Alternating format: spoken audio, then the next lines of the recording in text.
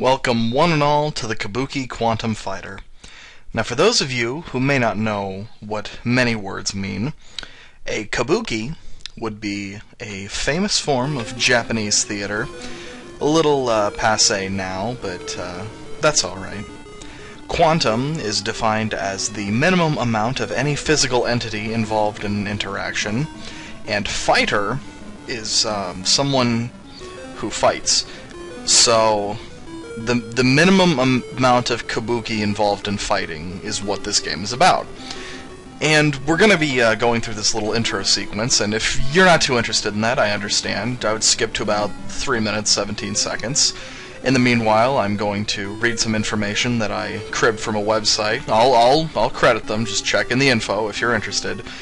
I only took a little bit. But this game, shockingly, was released in Japan originally. That might explain the kabuki theme. And it was originally called Jigoku Gokuraku Maru, and it was kind of tied to a film called Zippang, which was about a reincarnated warrior who fought as a kabuki-dressed actor. But it's really not that important, because as we're playing the American version, we only have to worry about our characters and what the world means to him. And really, they kind of altered this from a very generic story to an even more generic story about how the world's going to blow up because of missiles or something. And it's all really very clearly early 90s rah-rah American soldiers sort of thing. Kind of coming off of the Cold War, I suppose I can understand. Just keep the Ruskies down, I suppose. But all I know is that we're not going to be playing as a kabuki, an actor from Kabuki. That's ridiculous. We're going to be playing as an American as apple pie gentleman by the name of Scott O'Connor, who bleeds for his country and would make out with Lady Liberty if he was given the chance. Look, he is so American. He has an eagle on his ID badge there. The man just can't love America more. But the intro may drag on a little bit, but I'd like to at least include the story to show you that they're trying. This game, can't say that I heard anything about it selling well, and I really don't hear that many people talk about it. I only really heard rumblings of it in little videos talking about games that didn't really get their dues and deserved more praise and things like that. And I decided to give it a try. And I really like it. It's a very, very solid platformer, and if I had to guess, the reason why it wasn't successful is probably because this game came out about 6 months before the Super NES was launched, and that's just kind of going to doom the game entirely. But that doesn't mean it doesn't deserve a little looking over. We get this pretty awesome intro sequence where we see the kabuki being born. And we enter into the world, a technological world, where we can rock our hair, and you can switch to fireballs with the select button, but I prefer the hair right now. And as you kill enemies, sometimes you'll get little hearts to replenish your health, and little diamonds to replenish your chip energy, which allows you to use your fireballs or other special guns that you get. As for now, though, the hair, while it takes a little getting used to, is definitely your best weapon.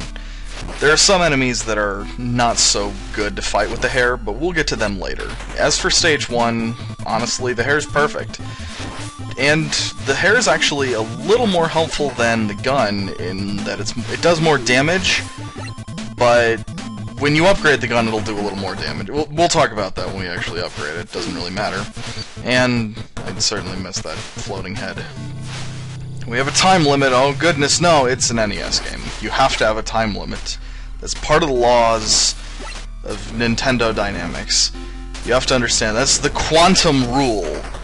See, I'm teaching you guys physics, you don't even realize it.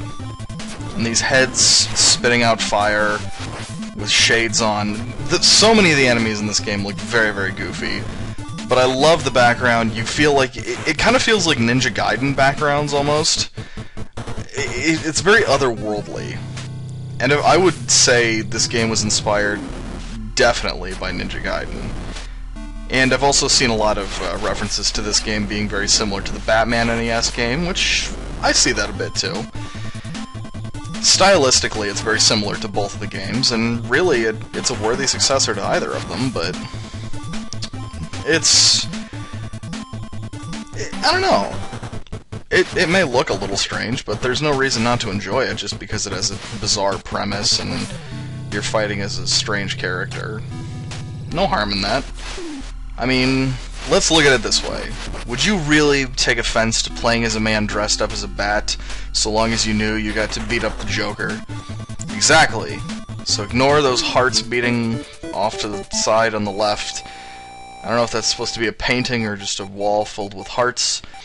But after you beat the stage, your life and your chip points increase slightly, which is very nice. And it makes it feel good that you even bothered finishing. Well, here's the purple boss, though. He's not so bad. You just have to you have to jump a little more carefully than I did. That is probably your best choice. And his pattern is very simple, but I'm kind of looking like a fool doing it. Basically, when he's about to launch that fire, you just want to get a couple shots in with your hair, and don't bother using the fire, it's not really going to do much damage to him. And there's a little trick for boss fights that I'll show at the end of the second boss fight. And no, it's not whipping your hair looking like a badass. That's not a trick, that's just the best thing in the world to do. And it may seem like the little bars refill slow, so just hold down the A button and they should be good. It's A or B, I don't know. Doesn't really make a difference. And now we get some more backstory, or just explanation on what exactly we're supposed to be fighting. And I'll have to try and think of some interesting things to talk about, because there's generally one of these after every level. I think after every level there is one cutscene. So, I don't know. I'll figure something out to talk about during that. Perhaps I'll say how my day is going. That might be interesting. It probably won't be, because nothing interesting is happening, but I'm sure that someday I'll find out what you guys want to hear about during Kabuki Quantum Fighter cutscenes. And our gun got upgraded, just in time for round 2. And it's a big fireball. Does as much damage as the hair, I believe, if not slightly more, but I think they're about equal. Now we have these bizarre-looking platypuses or ducks or something. Not so bad. And this stage is slightly more difficult. They ramp up the difficulty pretty accurately. Now, you see what I'm doing with that water? What I was doing back there is if you hold the button back, the current will not push you, which is an interesting little thing. It's nice, as this spaceman and his lizard friend try and get the best of me while I take the upper path. Never gonna happen, my friends. And you see the little acrobatics I'm doing. You can kind of control your jump to do a big jump or a small jump, but you just have to be really careful with how you're timing it. And I may make this game look a little easy, but it's kind of tough. It gets a lot harder, trust me. And just kind of waiting for that blue mouth to fly away. And that one will have no such luck, so just punch him in the face. And actually, where would a face be in a blue mouth? I'm not sure. Oh well, it makes no difference. We can climb up this wall and float on down. Ignore that blue mouth as we climb up, and don't land on that red orangish thing, because it will hurt you.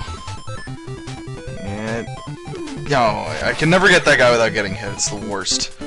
But at least we get a refill, and all of our time goes into our points, which is pretty groovy. Now, what you want to do in this room is avoid the spikes that'll come out. You can kind of see them poking out just a little bit. Jump over that spike ball again. Avoid the spikes over there on the water. They're not instant kill, but they do damage, and that's good enough for me. Now you notice you don't really have a lot of time, so you're kind of going to speed through this, but you don't have to worry about that too much. Whoop. Oh, he daggered me. That bastard. Whatever. Now you want to get on the right side, and time that just right to get that one up. Little easier said than done, I promise. And with only 15 seconds remaining, we had plenty of time to get out of there. And with, I think, maximum health and maximum weapon energy, we enter the second boss, the silver boss. I don't know if these guys have names, but this guy is quite acrobatic. Personally, the only method I really have any luck doing here is just using the fireball, and after I run out of that, just switch back to the hair. He is a little harder than he should be, I think. The boss difficulty is usually better than this, but I'm not really good at finding a pattern for this guy. Perhaps I just need to be more patient, but he's very, very nimble, so... Oh yeah, by the way, switch your weapon and health energy after pausing. If you wish, you just have to press up or down, and it transfers them back and forth. And I'll give myself a bunch of health, and hope that I get some more weapon energy next time. After all, you're going to get more weapon and health energy for beating the boss, so might as well. Just kind of pick your poison. It's a nice little gimmick, and I appreciate them in planning it, because that gives you a chance to hear a cat meowing in the background of this lab, it appears. I'm not sure. The Colonel has been apprehended. Oh no, two people are fondling the Colonel as he sleeps. Oh no, those aren't villains, those are scientists or something. Has science gone too far? That is the question I'll pose to you today. In this universe, has science gone too far to make a Kabuki man fight robots? I don't know. That's a tough one. We're almost done though, so I'll see you in the next world, and I hope you have a lovely day. Keep your Kabukis quantified, and keep on fighting. Ha ha ha. I don't even think that was a sentence.